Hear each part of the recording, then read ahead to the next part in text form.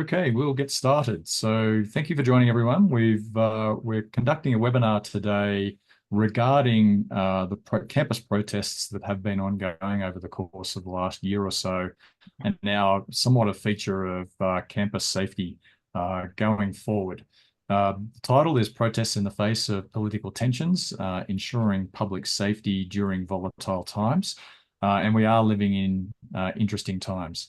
Campus protest is really a feature of campus life, and it has increased and decreased over the years, but is a core aspect of campus life, part of exercising free speech, and its campuses have been the crucible of a range of protest movements over history. And we're reaching a peak of activity, a recent peak of activity in this area. So it's been top of mind of everyone. Obviously, with the events in the Middle East as of October last year and increasing world tensions and political controversy, I guess, domestically, the environment is ripe for this type of political and campus unrest, and it's really top of mind. We all experienced campus protests over the course of the winter and spring timeframe, and then with the break in summer, there was anticipation of the next round that is occurring now.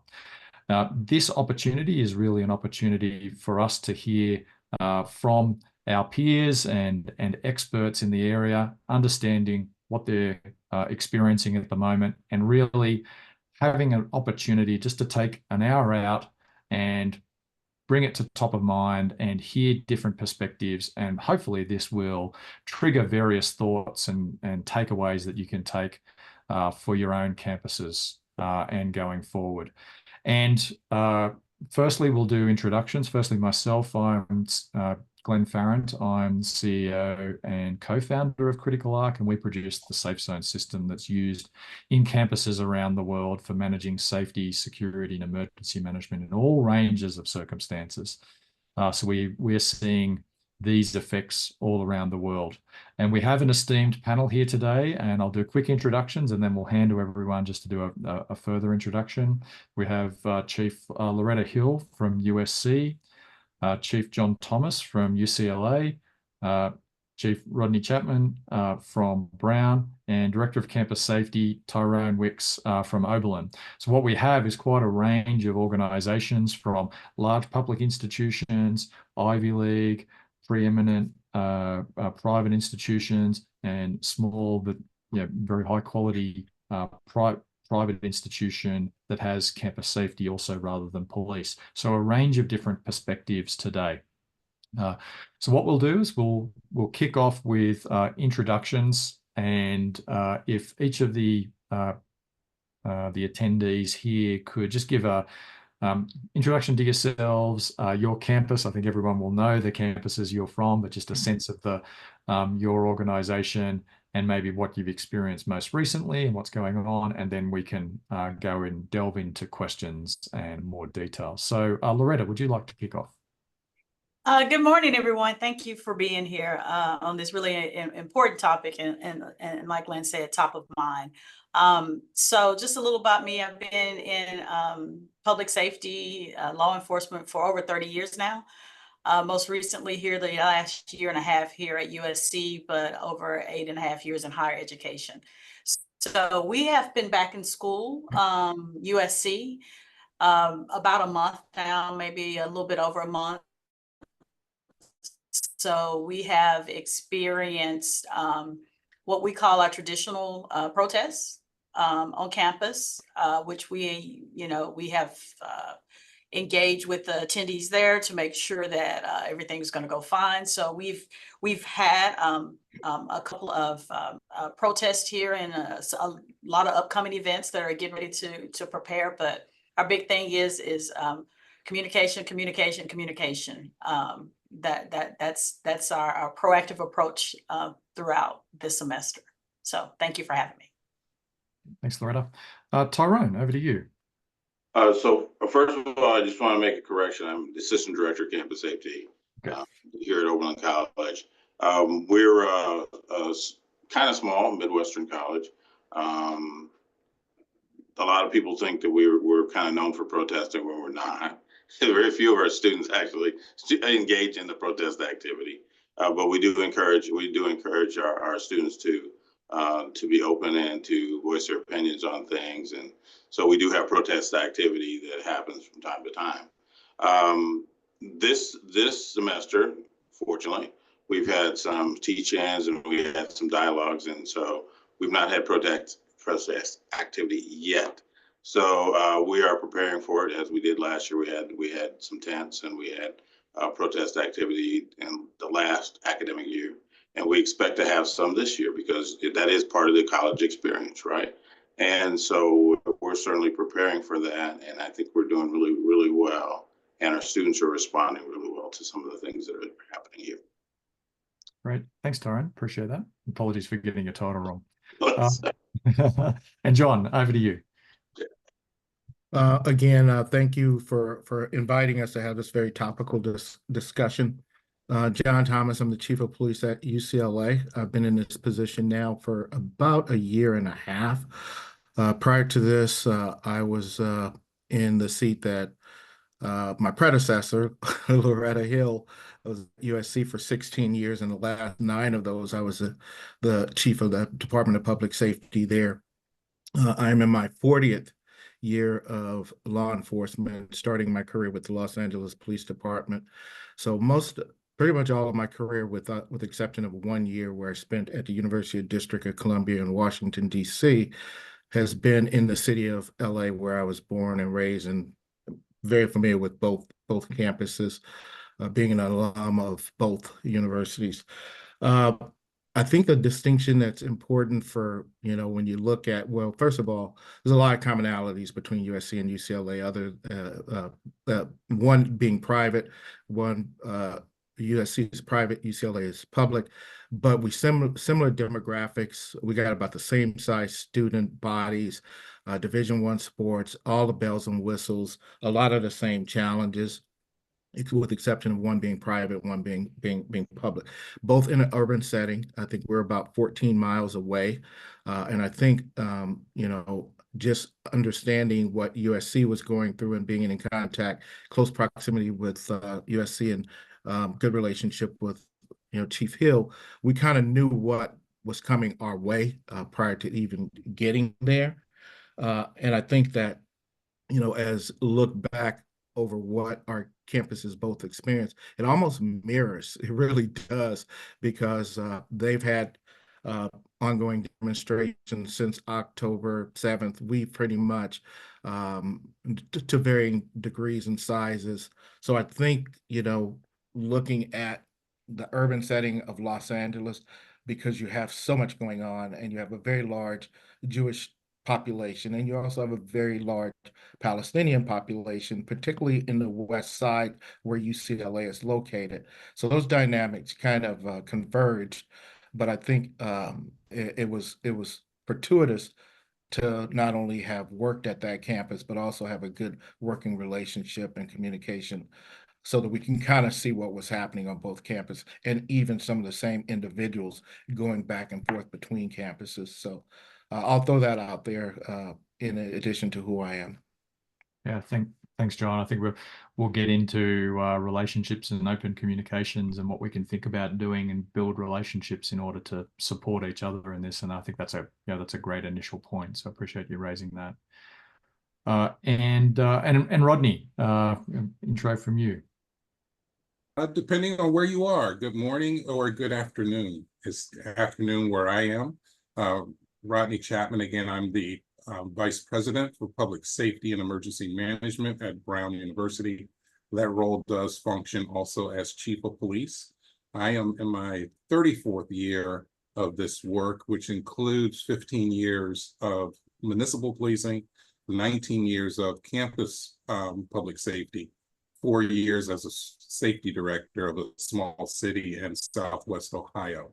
One thing I will share with you is that what I envision sharing with you will be a conglomeration of conversations I'm having in the Ivies as well as in my region. I am the North Atlantic Regional Director for IAPLEA, which means those states that are in my region include Connecticut, Maine, Massachusetts, New Hampshire, Rhode Island, and Vermont. And what I anticipate sharing with you are the collective information and from meetings and Zooms and strategic planning from all of those campuses. Thanks, Rodney.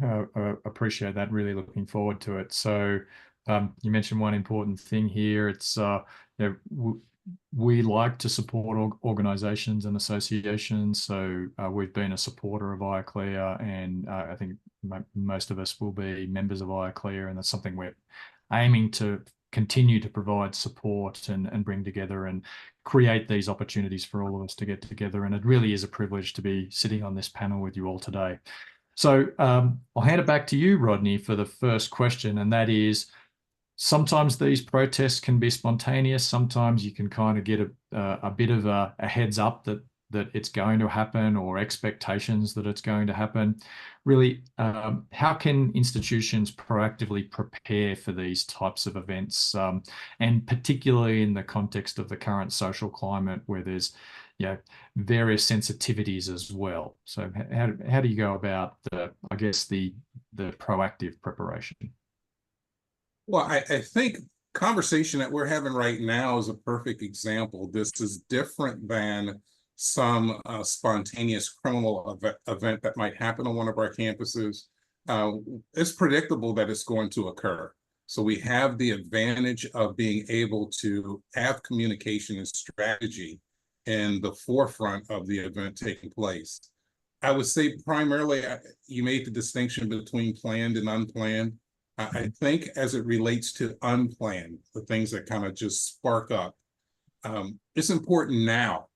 I mean, at this very minute, and if we're acting in this very moment right now, we're probably behind the 8 ball, but we really should already be talking about what are the relevant policy and procedure implications for facility use and sponsoring an event on your campus.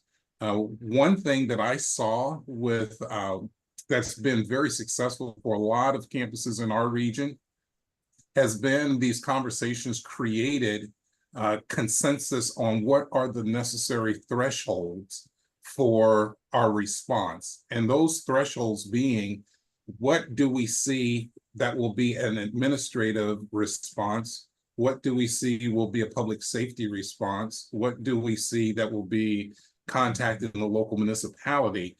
And what does that response look like? And having the ability to talk now so that there's no surprises in the way the response is going to look, is going to be beneficial. I think for the planned events, in a very similar way, you have the opportunity of time. And so getting together, you have an opportunity to put your administrative people in the same room with your public safety people and with outside. And I would encourage you to, if you're non-sworn, to include your local municipality in some of these planning conversations. But what it will look like for that is to envision, what does it look like? What will the response look like? What are our resources in terms of social media, intelligence about the event? Who's going to, what is the position that the protesters have? And reaching out to them in advance to see if you can work with them to say and communicate with them that we are not trying to prevent you from protesting, but we want to, as always, keep you safe. And how can we work together in this process? But found that has been almost universally accepted and a positive in going in that route.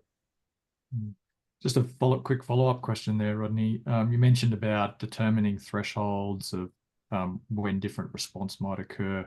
I guess who has been typically engaged in those types of discussions? You mentioned a range of stakeholders, and to the extent that you're able to share, could you give an example of a threshold and where there might be escalation?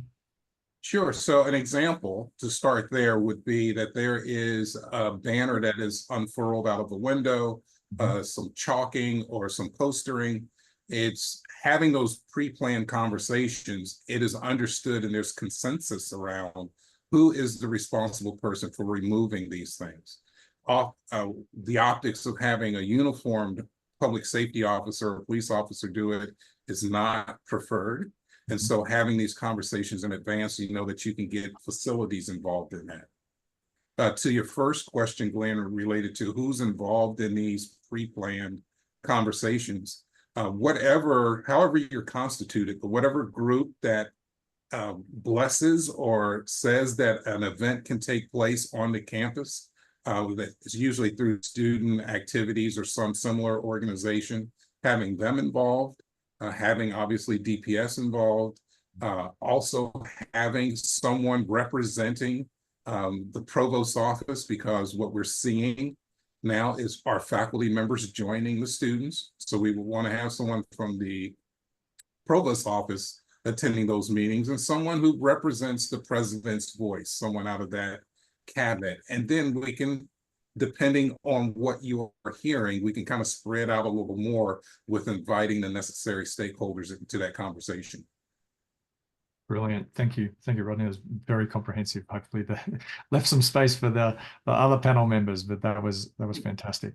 What we'll do now is same question, and I'll hand to John and then Loretta, because you guys obviously have some form of collaboration as well and share information. So John, to start with, just what are you doing for planning and preparation for these types of situations?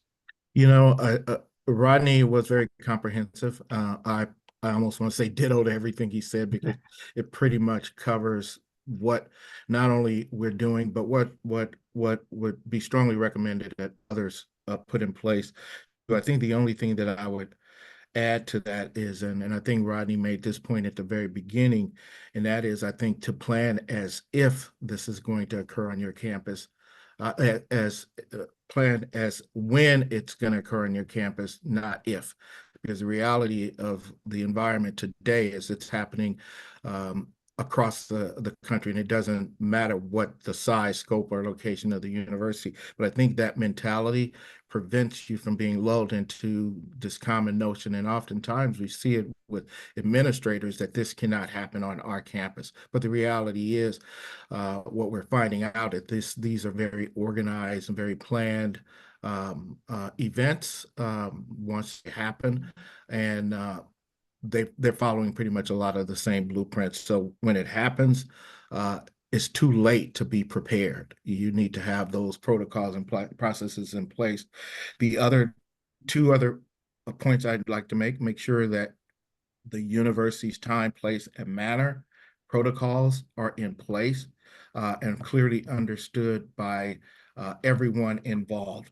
The other piece, because this is going to factor in, because none of us have the size and scope of departments that can handle these incidents without mutual aid. Make sure that you have those relationships and those agreements in place prior to, because those rules of engagement are going to be very much a part of how this is handled, depending on the size and scope.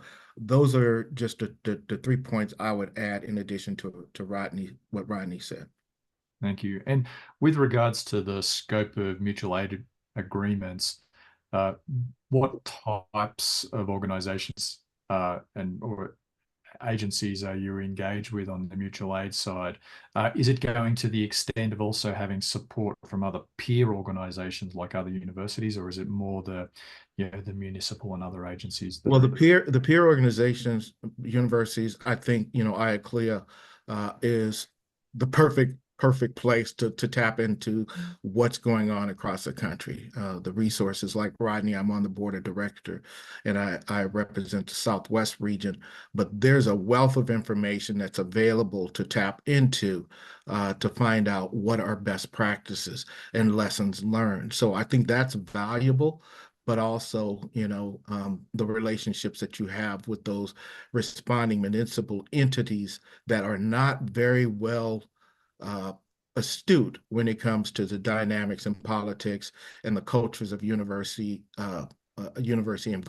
environments. I think that's a very critical, because those are things that can wind up. They have their protocols and how they respond to demonstrations, but I think that to the degree that you have those relationships and there's that understanding that this is a somewhat unique environment, and some of the things that may play out in a municipal setting probably are not going to go too well if it occurs on a college campus. And I think for me, having that background, having worked LAPD and having that background, and then also working at USC, we kind of those are things that it's all relationship based, and I can't overemphasize the importance of establishing, having those relationships and having those ongoing communications and bringing those folks into your tabletops and your training and all of those things. So those are 3 points I would add in addition to what Rodney brought up. Fantastic. Thank you, John. And hand to you now, Loretta, obviously in the same type of environment that John is at UCLA. And John also mentioned that there had been examples where individuals have been, the same individuals have been on campuses, and some information sharing there was of benefit. Interested in your experience at USC, and then also what you're doing for preparing and the support from other agencies too that you're experiencing. Yeah, Rodney and John were very comprehensive in stating what we're doing, what we have to look at. So I would just add a couple of points to that, and you kind of mentioned it on the lead in, is intel gatherers. Cast a very wide net. We are not the only intel gatherers in public safety or policing.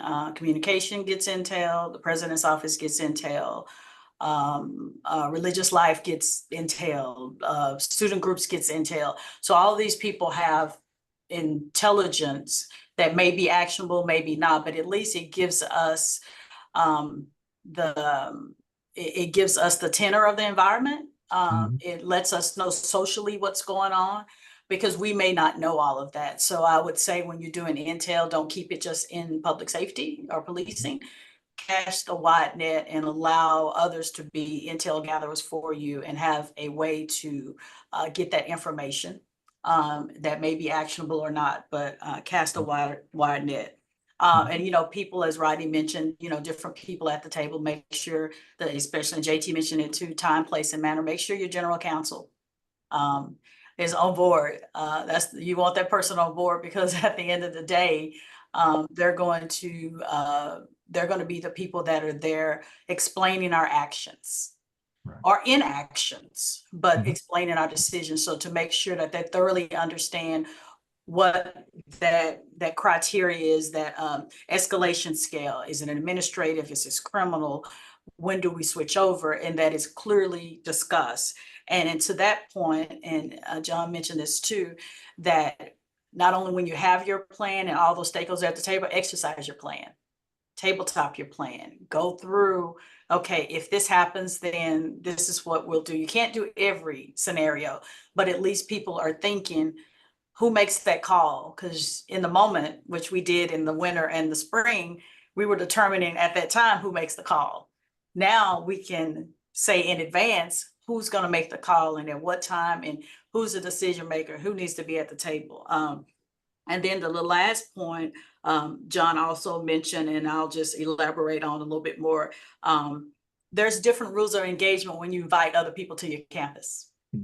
Your administrators need to understand that our way of handling the situation, and LAPD or Cal OES or whoever, the sheriff's department, their use of force is different, their rules of engagement are different. So understanding what that is, that relationship, and when they come in, so your administrators clearly know this is what our partner and agency will do. This is how they will handle it, and also let them know once we transfer command. I think that's a really important point.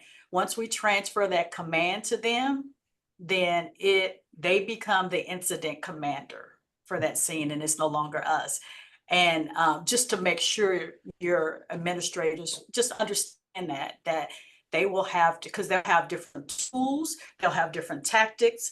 And if we're not ready and we have not educated our own campuses, they may see things that go, I didn't know they were going to do that. And it's kind of late because you're already in it. So making sure that they understand what it means when we bring in an agency, whoever they are, that their rules and how they handle that situation may be different, but getting them educated on that. And I would say those were the 4 points that I wanted to add on to Rodney and JT. Great. Well, a follow-up question for you, Loretta, is obviously there had been the ramp up of activity with regards to protests over the last year, and some of that was probably not as anticipated, but definitely coming back to campus this year, everyone was anticipating activity, and I think that spread through the whole organization. Basically, two questions there that are related. How has the engagement changed with the rest of the organization and the various stakeholders you have in the organization? And what would you recommend as far as best practice for maintaining that? Or what have you experienced as things like regular meetings or different ways of communicating? How have you facilitated that? What do you found to be the most effective mechanism to keep that kind of top of mind? Because everyone's got a lot on. Regular meetings. And so our safety team, we have a regular planned meeting every day. If there's something there to discuss, we discuss. If there's not anything there to discuss, but we talk about what's going on that week, what happened the previous week, and what's on horizon for the next week. So we keep this safety team, and who's there are those stakeholders, and we can bring in anyone that we need to that meeting, but that's just the core: fire, safety, public safety, fire, EH&S, facilities, some of these other critical areas, threat assessment. So we're all at this meeting, and we have senior leadership represented at that meeting. So if there's something, a question we have or discussion point that we need to get, we have senior leadership there, and they can take that back to our president's leadership team and say, hey, this is a discussion on the safety team. We need guidance, or we need to work through this critical point. So I would say having those standing meetings, and if you don't have anything, people get back their time. But if you have anything, you can continue to discuss and work through the plan, because the time, place, and manner, and some of our other policies, they're living, breathing documents. And sometimes you have to make some adjustments based on the climate and what you're seeing. So regular meetings, regular communication with those stakeholders. And then, like Rodney said, bringing in additional people based on a specific area that need to be discussed. Yep. Perfect. Thank you. Finally, getting to you, Tyrone, you're in a bit of a different situation to the other panel members, in that you're an unsworn agency, if I'm not mistaken. Interested in, therefore, maybe some of the differences and contrasts that you'd have to what's been mentioned as well. I'm sure there's a lot of commonality as well, but just in the preparation and relationship management side. I think the first thing we look at is not all forms of open expression that's commonly called protest involves illegal activity. So, so you work within your policies to arrange places where students can engage in open expression in a nonviolent, lawful way. And so being able to do that at different points of the campus are those release valves that allow students to feel like they're heard on issues that are important to them.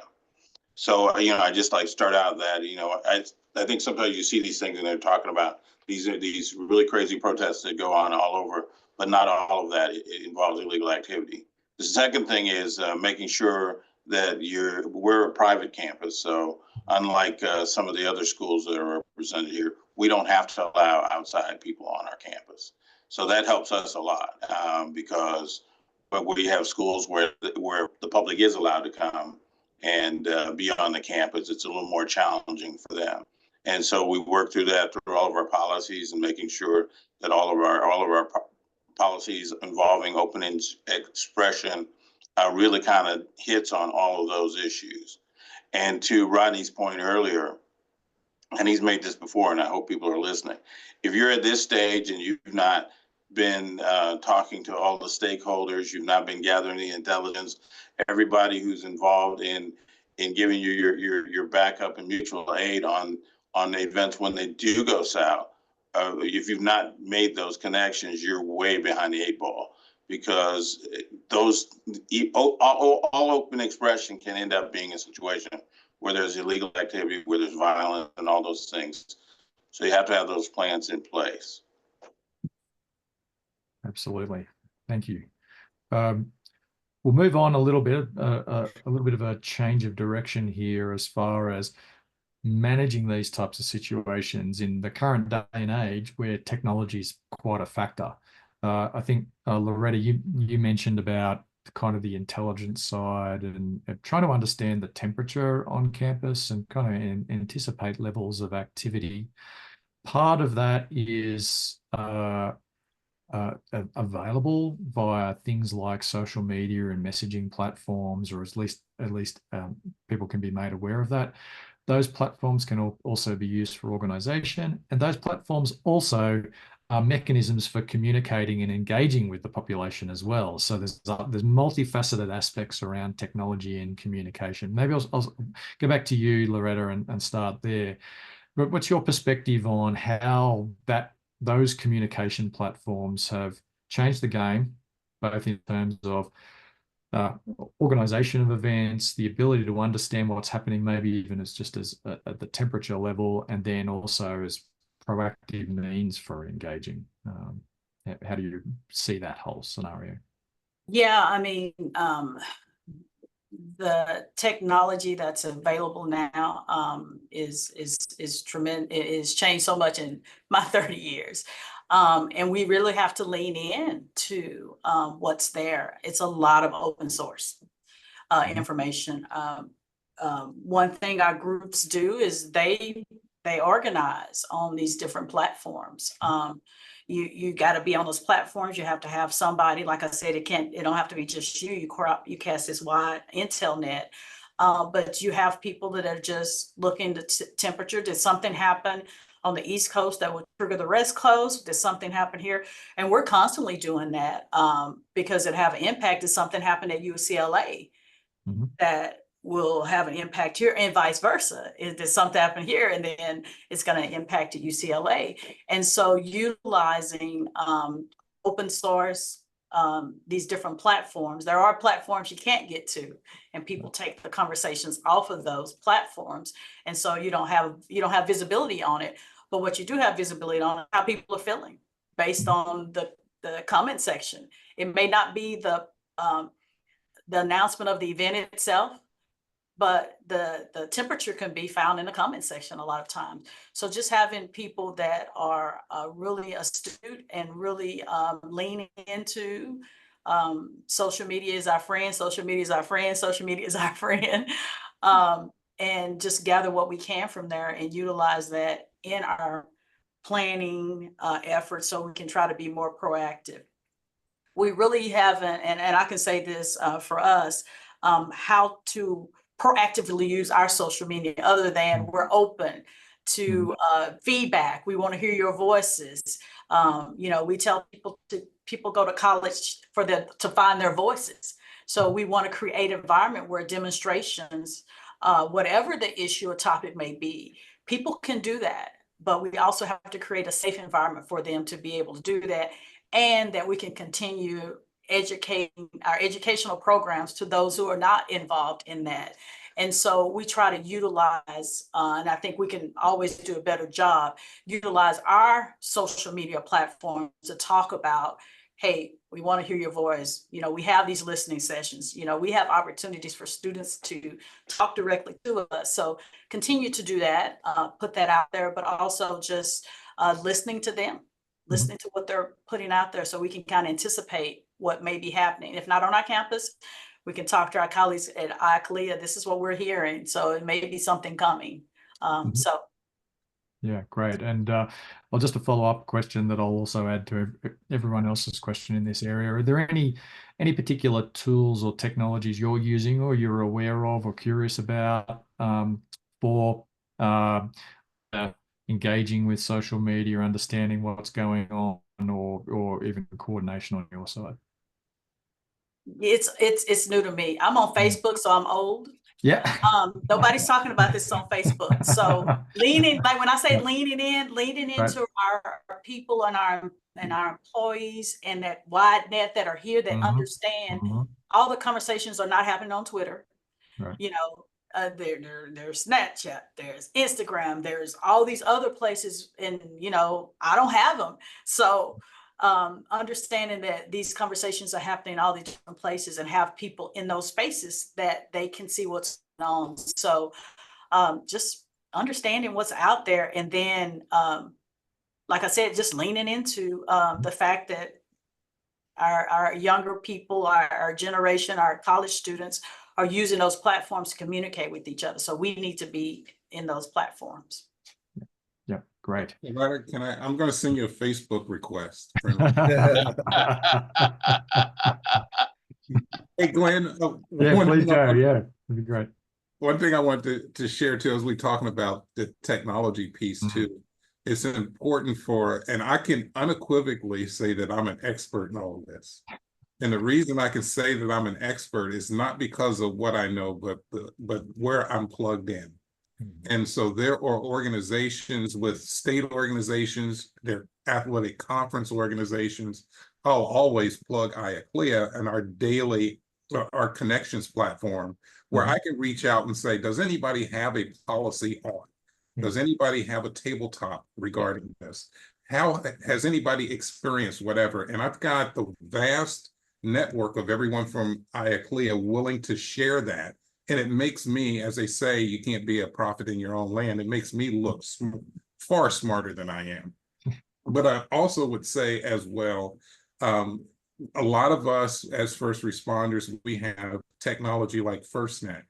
I think when we talk about communication, and communication also needs to be internal, so that all of those people that are involved in those meetings, but particularly your decision makers, your administrative people, your OGC, if there is some type of talk group utilizing the technology and in the various ways that it exists, where you can get information in real time so that no one is surprised about what is happening and they're getting it in real time.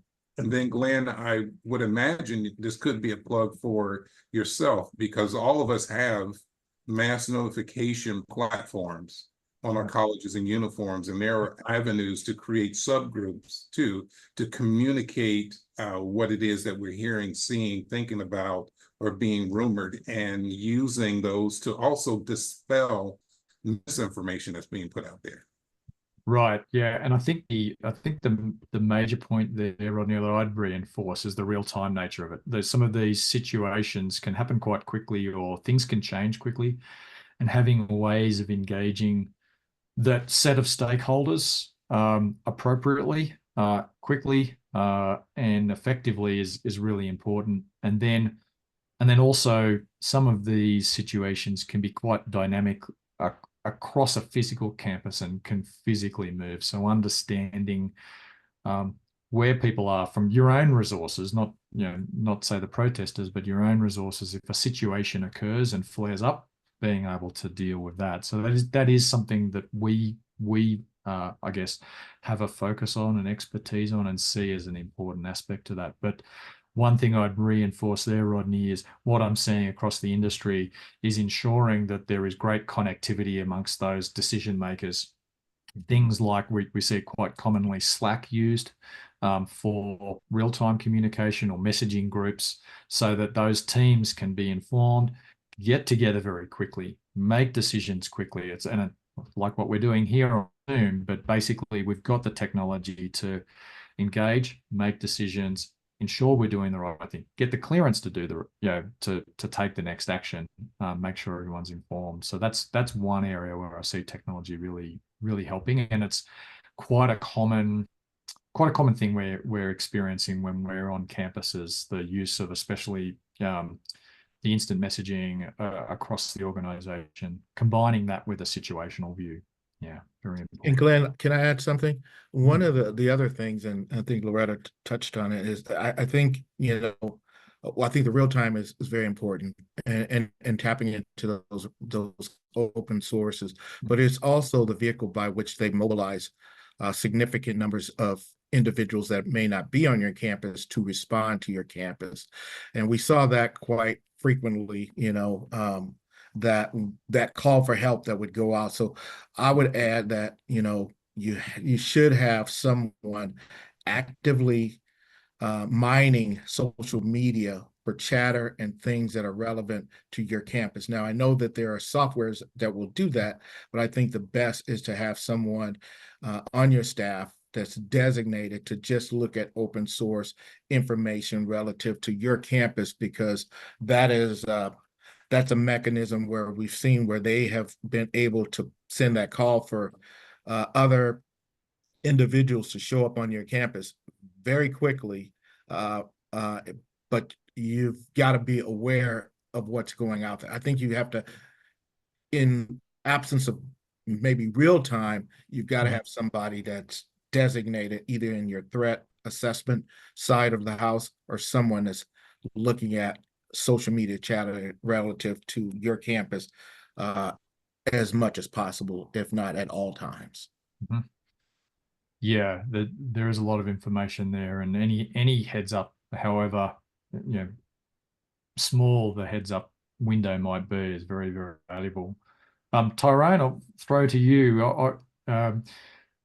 You've got a relatively small organization, a small department, and resourcing can be difficult. And ideally, you'd want someone looking at social media all the time. But how do you think about it? All of these challenges that you have, being a relatively small organization, in some respects, you've got all the challenges and almost the scale of these large organizations without the resourcing. So how do you think about being able to have attention on all of these things from a small agency? Well, I don't feel like that we're short on anything. I mean, we have really close relationships with our law enforcement partners who are, they're on board with us. They're lockstep with us, and they work with us on all of our emergency operations plans. And I think it's important to tell people that it's not just the big universities that have these resources that are available. IACLEA has helped bridge the gap between the resources of larger universities and smaller colleges and universities like mine. So there's a lot of resources. Just recently, IACLEA signed a bunch of MOUs with other federal agencies to provide additional intelligence and resources for all of the IACLEA members, not just the sworn people. And we started to see that come out. We've also seen, as a result of that, companies that are now able to use AI and access social media and big data and do big data analytics that can provide that kind of topical right now information. A lot of times we find out about things before it even hits the news or anywhere, because they've been scanning all of these different resources and they've already put this together before the news ever figures out what's happening. And so it's just really kind of leaning into the support services that you have and not say, well, we're a small college, we can't really actually do that. Lean into these resources, connect with leaders like Chief Hill, Chief Thomas, Chief Chapman, and just make sure you message on the communications on IACLEA to all of these amazing people out here who have resources, who can provide it. And if you sign up for the things that are available, especially as a non-sworn organization, a lot of times they think, well, they actually have access to different information that I would be able to have access to. And I find that's not really the case. Some of the few things that some of the people with the secret clearances get are not really anything that you really care about at this point, right? So most of that stuff is on the other side of the veil. It's accessible for all. And it takes the time, as Chief Thomas said, you got to take the time to dedicate somebody to review that information and to help digest that and have the meetings like Chief Hill said, where you kind of pull all that together and go through it and make an analysis and look forward to how you're going to handle things going forward. That's a great reminder, and if nothing else, reinforcement of that fact and the resources available externally from the likes of IOCLEO is, we'll have achieved our mission of this particular session. If nothing else gets reinforced, and at this point, also remind the attendees that there's a Q&A section of the Zoom meeting, and feel free to throw in questions as we get towards the close of the webinar here. Okay. One of the things that we've seen organizations do proactively is engage at the student with the student level and the various groups who may be involved in protest and so on. And there's been a lot of positive outcomes of that, ensuring safety of people, ensuring they've got their rights to express themselves are protected as well. And that can be quite a mutually positive experience. I'll just throw it open to the team here. Has anyone got any specific examples of where that has been done effectively, either on your campus or where you've seen that happen elsewhere? I will share one of the things that Tyrone made mention of, and that is the ability of the campuses that are private. That gives you the ability to determine who can be allowed on the campus. Okay. And then those communications that you have with your students, you can posture your conversation to say that our goal is not to infringe upon your First Amendment expression. Our goal is to keep you safe.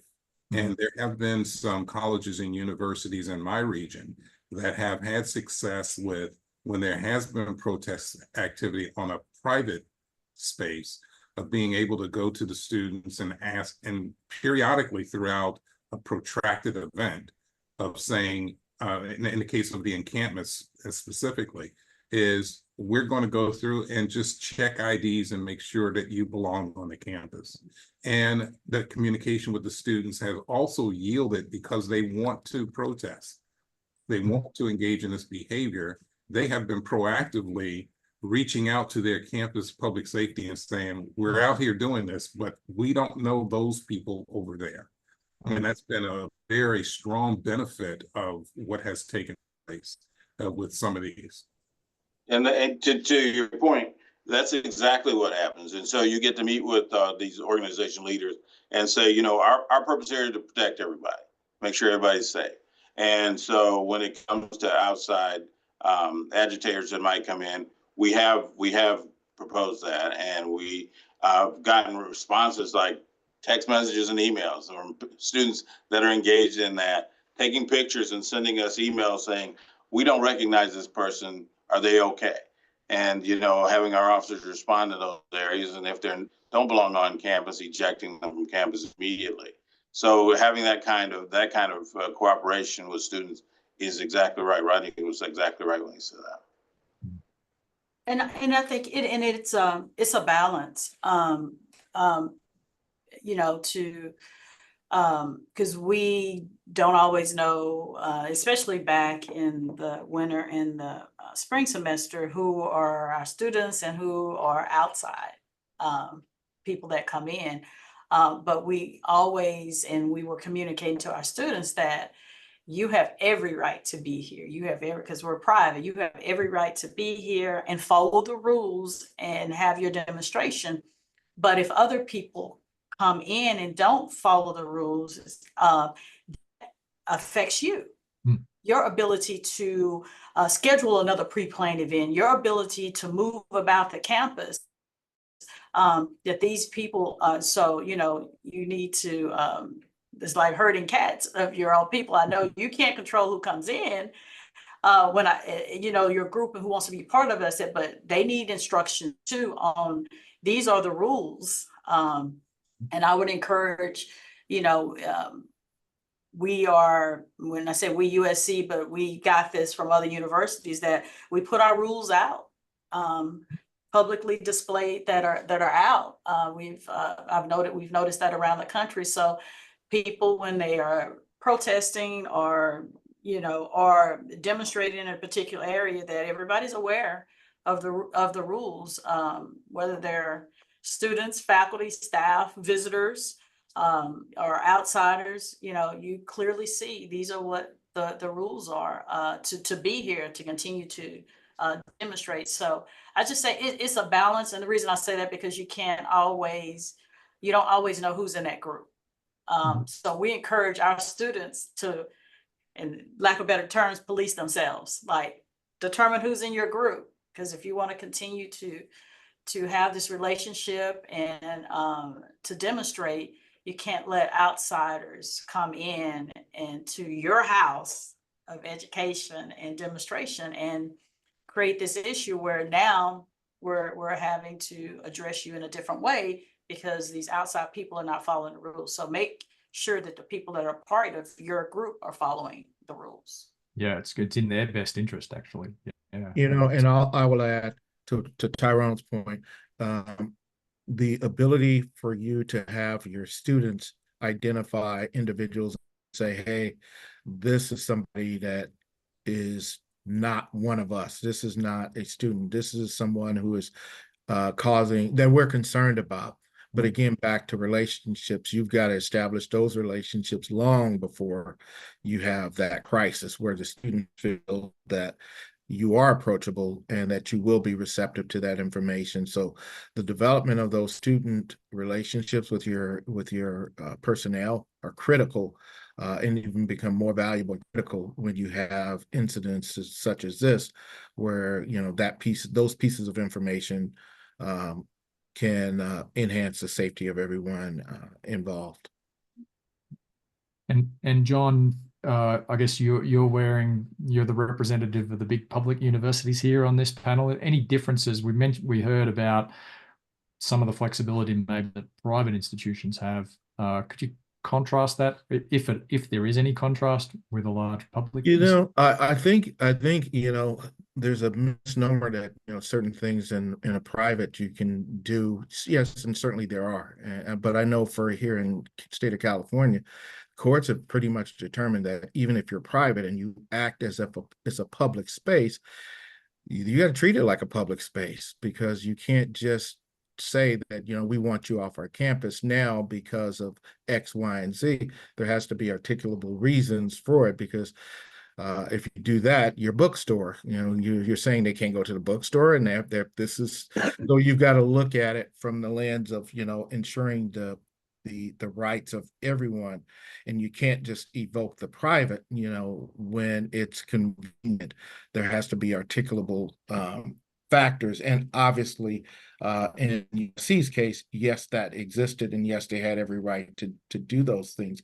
But I think there's a misconception that because you're private, you can just say, no, you can't come here, you can be a part of this, when the courts have determined yes, if you operate as a public space most of the times, then yes, you can't.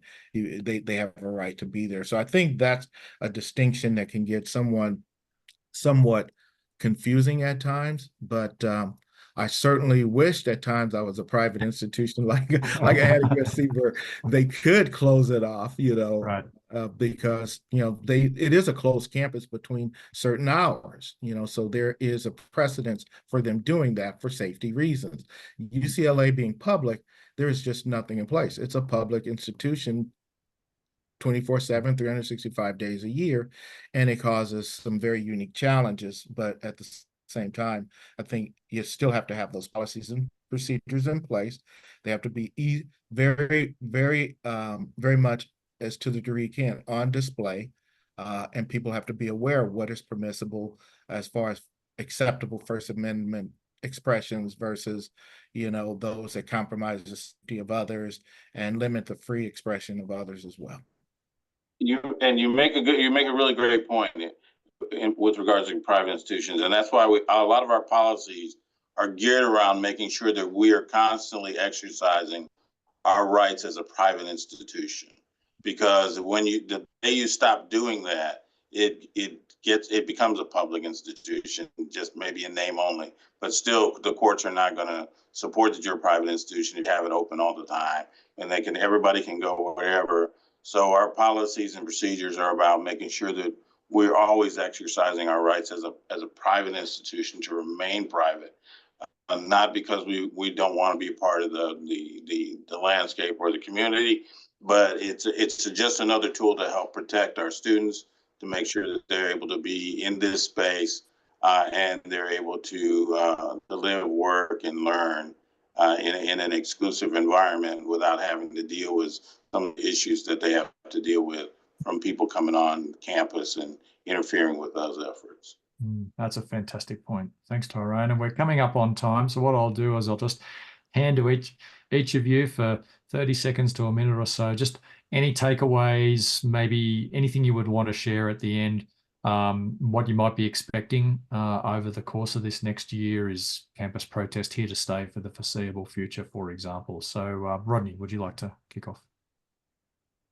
Very quickly, we are in environments where some of the staff on these universities have never been in a fight in their lives. And so it's very disconcerting for them to have someone yelling and having a lot of emotional energy being expelled, and they're uncomfortable. And I've seen throughout our region where their uncomfortableness has bled into them wanting public safety and police to do functions and take on roles and responsibilities that they should have. And so in these pre-meetings and communications with our stakeholders, one of the things that I've seen successful, I've seen a tier system, a tier 1, tier 2, tier 3. I've seen a traffic light system, green, yellow, red, but it gave us the ability, it gave those institutions the ability to empower these people with painting a picture on what does a minor disruption look like, what does a moderate disruption look like, and what does it's hitting the fan disruption look like, and provide them at the appropriate times. Here is a script that you might use to address those who are engaged in certain behaviors. I found in hearing throughout the Ivies and throughout our region that that's been very successful. Yeah, that's fantastic. A really concrete example of activities or actions that have been taken. Thanks, Rodney. Loretta, any takeaways from you? Just being connected and communicating, and as things change, to make sure that you're, as Rodney said, make sure that we're all on the same page on how we're going to address this major, minor conflicts or things that happen on our campus. And I think for the foreseeable future, this being election season, the continued information and news that we get out of the Middle East, that we're going to be on heightened alert. We're just not agreeing, when it comes to, we're just going to be on a heightened alert for the foreseeable future, definitely through the election, just because we need to be supportive of our students and faculty and staff that are here. And in order to do that, then we need to make sure that we're plugged into all our Intel partners, our ICLEA partners, our Big Ten, like Rodney said, plugged into our Big Ten partners, our old Pac-12 partners, plugged into the Ivies, just plugged into those places where if it's something happened there, it may be happening here. Because if I have 50 people here and they said they're going to UCLA, that's going to be 150 by the time they get to UCLA. And so just to make sure that we're plugged in and stay on this heightened alertness and for the foreseeable future. Yeah. Thanks, Loretta. Tyrone? Well, I think you as an organization need to be connected with your students, and you shouldn't have started today. But you need to have been connected with your students and make them feel like you're approachable and they can talk to you about different things. You need to be connected to the things that they think that are important on the campus. We go to things not as a security detail. Sometimes we're just there because it's a pretty interesting thing to listen to and to watch. And so they see us engaged in those parts of it. I think that you need to be sure that you're working your partners and your partnerships. That includes your internal partners, because you're part of an organization. So you want to make sure that you're working with your internal organizations and groups with their dialogue, supporting their dialogue and their teach-ins and everything else that they're doing to try to make sure their students understand the issues and they're just not walking out there just protesting just for protesters' sake. And so I think that whether you're public or private, that our students are the most important thing that we deal with. That's why we're here. That's the work that we do. And so as long as the students understand that, I think we have a better relationship with our students. Great, thank you. And John, you got the last word. You know what? For the sake of redundancy, I think Loretta made a very strong point. The communication is critical. There is no reason for any university to feel like they're on an island, that they're dealing with whatever their situation is in a vacuum, because there's so much information that's shared, that's accessible. Pick up the phone. You know, IACLEA has done some tremendous work over the past few months, just finding out what's going on campuses across the country, and having conversations with Department of Homeland Security and other federal entities to just kind of synthesize this information and make it readily available to private, public, small, everything in between. And it was a very comprehensive report that was done by IACLEA. So those that are not members of IACLEA, I strongly encourage your institutions to become members of IACLEA. There was a report that we put together, very comprehensive, entitled Protests and Demonstrations Guide for Colleges and Universities, that was put together by our Domestic Preparedness Committee. And this was a culmination of information gleaned from subject matter experts and universities across the country.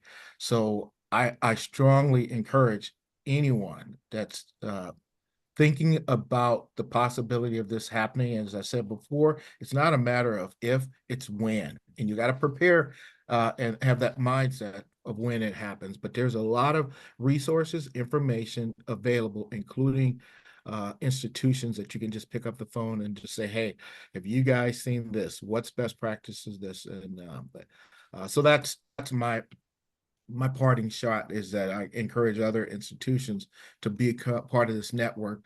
And one of the things that Tyrone mentioned, you know, even if you're an institution that's, you know, quote unquote small, we gain as much information from those institutions as we do the big Division I institutions, because oftentimes there's procedures, process, and oftentimes tactics that are employed in those places that we hadn't seen before, and that we can benefit from. Brilliant. Yeah, and quickly in support of what John just said is that I would share that we're a new member of IACLEA, and we were shocked at how vast the organization was and all the resources that were available. And it was a little tough to kind of get all that stuff. Like going in a toy store and having a limited card, and you just want to grab everything you can grab. So there's years of information. So there's years of information there, not just in the organization, but within the organization. The people you meet, the people you talk to, you can create a star chamber, just so to speak, of people that you talk to on a regular basis. Rodney's one, whether he believes it or not, and you know, the people you believe in. So I encourage you, as a new member, less than a year of IACLEA, I encourage you to join IACLEA and become part of this network, because together we're strong. Right. And Rodney, you had something you wanted to mention there? I was going to just say very quickly what Chief Hill stated earlier is, and talking about, don't forget your faith-based resources on campus. They are the students involved in a lot of these protests, are the most impassioned students are talking with the faith-based leaders. And that is a great source of intelligence on what they're seeing, experiencing, feeling, as well as what they are hearing, experiencing, and feeling with trolls online, and what the counter protests might be. Fantastic point. Fantastic point. We're a little over time, so unfortunately we're going to have to leave it there. It's been a real privilege to have this conversation with you all. It's a very busy time of year, both from the panel members and the attendees taking an hour and a bit out in order to focus on this, bring this back top of mind, generate thoughts, and we've all got some things to take away now. So appreciate everyone's time. best of luck with whatever is occurring on your campus, and I hope you all have a great academic year ahead. Thank you all.